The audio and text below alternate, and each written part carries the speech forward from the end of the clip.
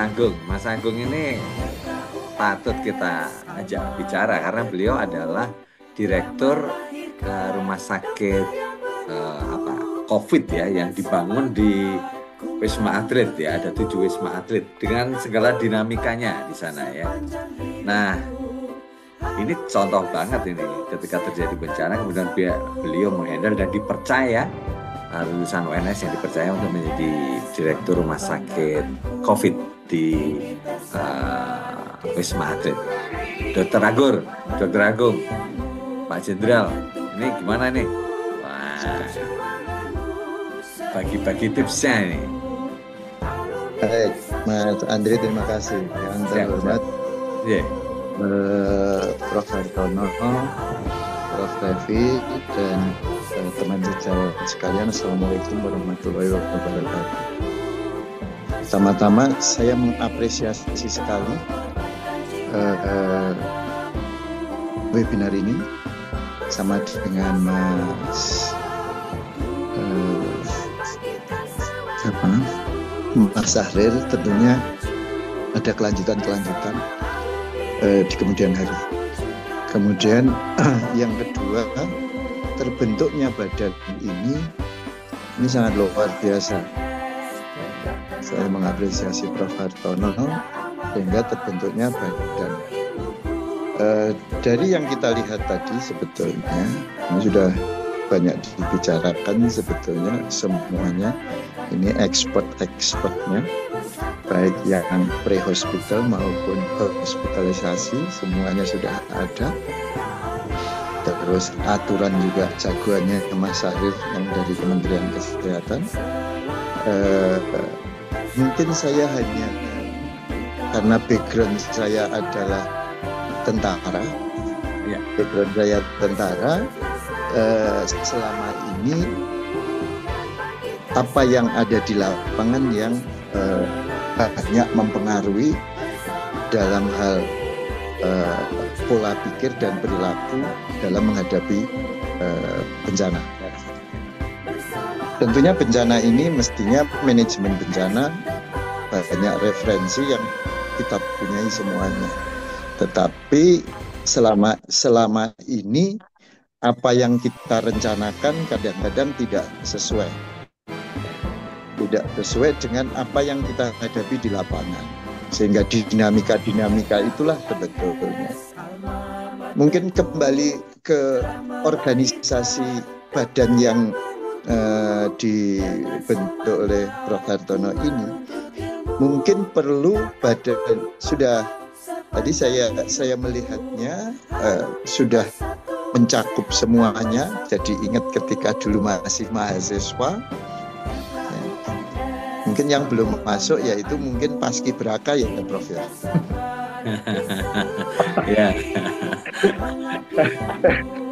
Karena sama-sama merintis. Tapi yang lain ini semuanya sudah mencakup. Kemudian mungkin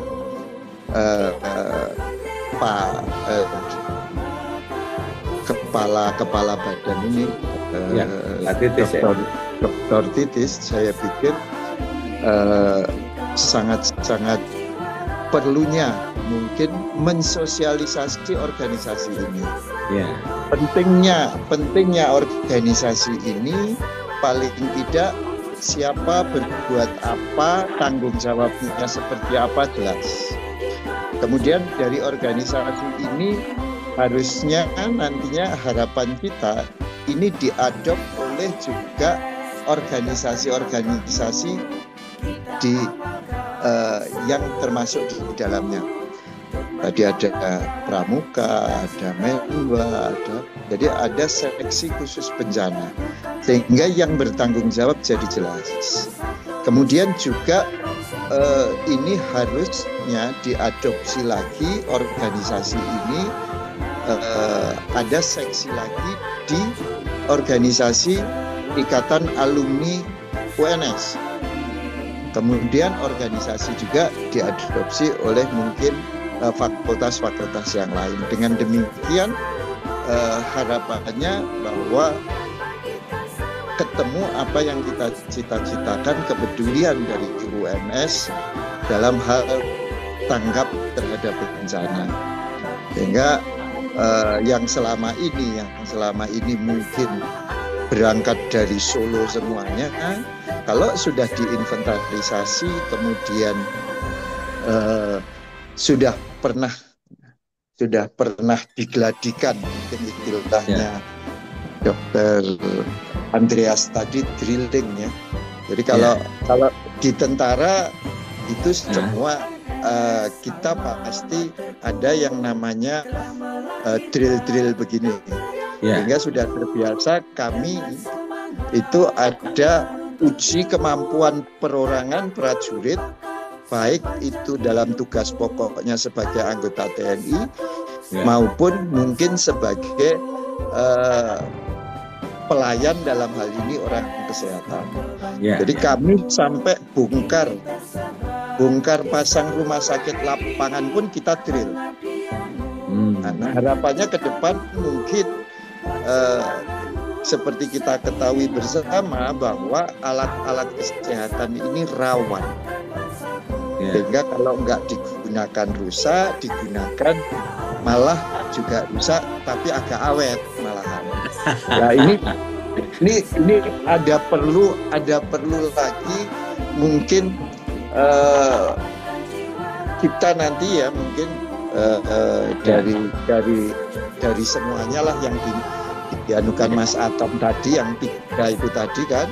Kalau bisa bekerja, bisanya bekerja, bisanya berdoa, bisanya urunan, kan gitu ya Mas Atom ya.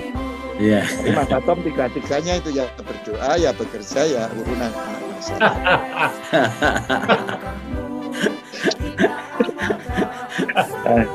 Jadi perlu kiranya sebetulnya saya hanya ingin menyorotin mungkin masalah organisasi ini perlu kita sosialisasikan ke ranting-ranting kita di bawah. Sehingga yang pertama itu nanti dari Padang Lantur ndak karu-karuan. Yang kedua pengalaman saya selama ini yaitu ketika gempa di Padang, kemudian tsunami di Aceh itu luluh lantah gitu. Itu kalau enggak ada, itu benar yang disampaikan Dokter Andreas tadi bahwa enggak berfungsi, bukan enggak berfungsi, hancur total. Kebetulan saya juga ada di sana. Kalau itu tidak ada bantuan dari luar, mungkin kita butuh waktu yang lebih lama lagi untuk kita pada fase yang sekarang ini. Kemudian COVID kemarin mungkin saya dengan Mas Sahil banyak komunikasi tentang COVID kemarin, bagaimana sebetulnya kita juga berantakan ndak karu-karuan, tapi yang disampaikan oleh Pak Andreas tadi bahwa sebagai tenaga kesehatan di garda ke depan waktu itu kami menyiapkan Wisma Atlet sebagai rumah sakit darurat COVID. Itu kami menjalankan protokol yang sangat ketat.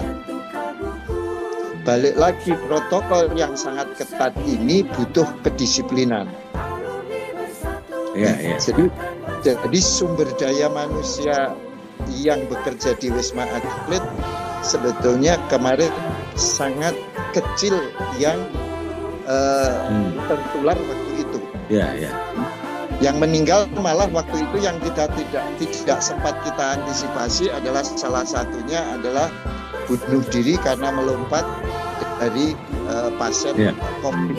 Itu kita ada 2 orang yang sampai melompat karena kita tidak bisa menutup waktu itu. Waktu itu semua jendela apartemen yang 24 lantai dan 34 lantai tidak bisa kami tutup, sehingga ada 1-2 orang yang mungkin mengalami gangguan jiwa terus kemudian melakukan tindakan bunuh diri. Itu kita prihatin sekali, ternyata bahwa apapun yang kita siapkan kadang-kadang memang di lapangan dinamikanya sering luar biasa itu. ya. Nah, sehingga perlunya manajemen bencana ini mulai perencanaan, pelaksanaan, evaluasi terus-menerus. Dan satu lagi mungkin yaitu drilling, ya, harus tetap dilatih. Kemudian saran saya juga sama, ayo kita dari UNS semua baik alumni maupun mahasiswa, sivitas dan sebagainya bahu-membahu. Saya pribadi saya setuju dan sangat setuju dengan badan ini. Mari badan ini, tentunya nanti badan ini yang jadi penyelenggara, misalnya dengan bantuan mungkin kalau berhubungan dengan kesehatan dengan FK, mungkin kalau dengan masalah SAR-nya dengan SAR kita, mungkin dengan mahasiswa, menwa, mungkin dengan pramuka. Monggo, ini perlu ini langkah awal masih panjang untuk kita bisa di fase yang kita harapkan. Mungkin itu Dr. Andri sebagian sharing pengalaman dan juga nggak berani kalau kritik Prof. Hartono dan yang lain. Hanya sharing aja. Assalamualaikum warahmatullahi wabarakatuh.